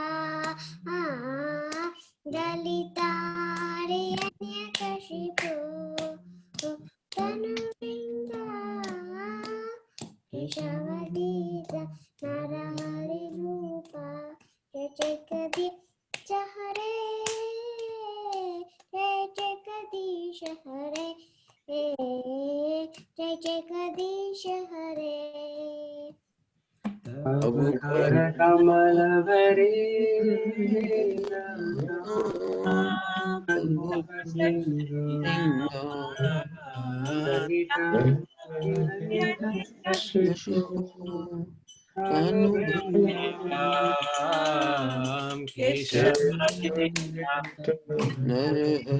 Rupa Jai Jagadish Jai Jagadish Jai Jagadish Hari. Nashingade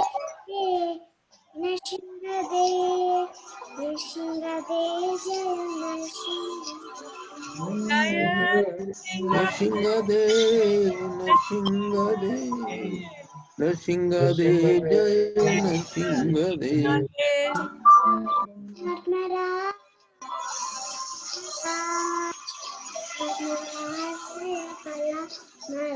Jaya Prahlad Maharaj, Prahlad Maharaj, Prahlad Maharaj, Jaya Prahlad Maharaj.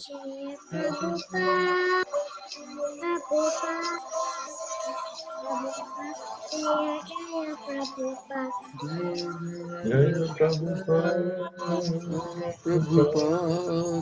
Sarupa Jayo Jayo Prabhupada.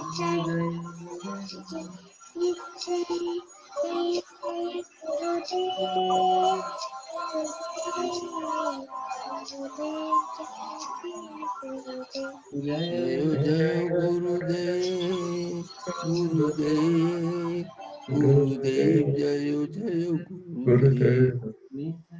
Nittai Gora Hari Bol, Hari Bol, Hari Bol, Hari Bol. Nittai Gora Hari Bol, Hari Bol, Hari Bol, Nittai Gora Hari Bol. Nrsimhadev Bhagwan ki Jai. jai. Jai. Maharaj ki jai. Jai. Shri Jai. ki Jai. Gurudev ki jai. Jai. His Holiness Bhakti Rasayana Sagar Maharaj ki Jai. jai. Samaveta Bhakta Vrinda ki jai. I just wanted to introduce you to one devotee. Actually. Karuna Bandar, can you show yourself, please?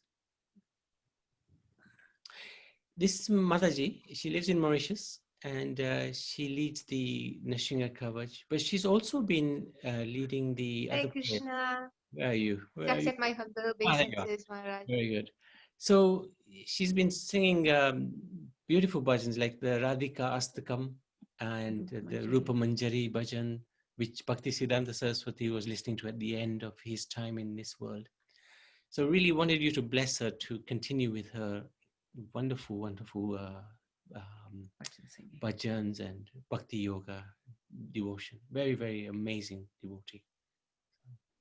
Hare Krishna. As they all Hare are. Krishna. Looks like the best kirtaniyas are coming from Mauritius, like Madhav Prabhu. Yeah. Right. Hare And Krishna. this is Hare Krishna. Maitreya. Thank you very much. Maitreya Rishi, he's also very good kirtaniya. Sita Ram, Madhusudan Babu, you heard. Gopal, you, Dr. Rampal, he's a really good kirtaniya. So many nice devotees are in this group. And this devotee here called Ritesh, he's helping us with the children's side. He's really gathering the children together very, very nicely.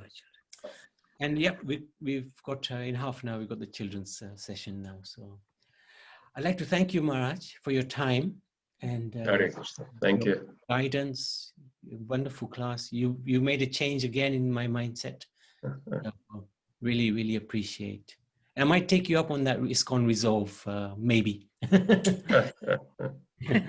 Thank you. Thank you. Hare Krishna. Oh, Krishna Vani, all the way from Canada. Hare Krishna, good to see you. Hare Krishna, Hare Krishna. Very nice. Thank you very much for joining us. Huh? Okay. So thank you very much, Maharaj. Thank you, All dear. right. Please. Hare Krishna. Jai. All the best. Hare Krishna. Thank you, everybody. Maharaj. Thank you very much. Hare Thank you Krishna. very much, Maharaj. Thank you, Maharaj. Thank you very much, Maharaj. Thank you, Hare Bol. Maharaj. Hare Krishna.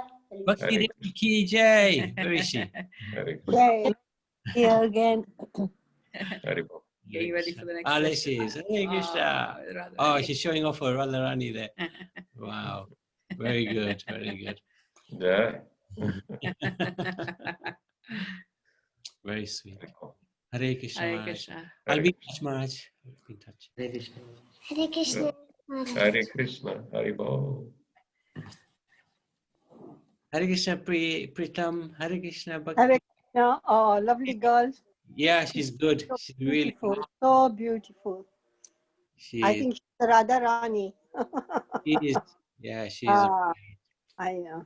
Bhakti Devi means Radharani. Yeah, you're right. That's sure. Shanta, you still there? Sorry? No, Shanta, Paneshwar.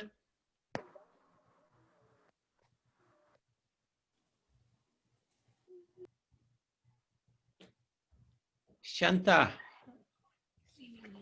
He's not there. I think he's gone. So, Krishnavani, thank you very much for joining. Okay. It's my great pleasure. You gave me opportunity to attend Maharaj's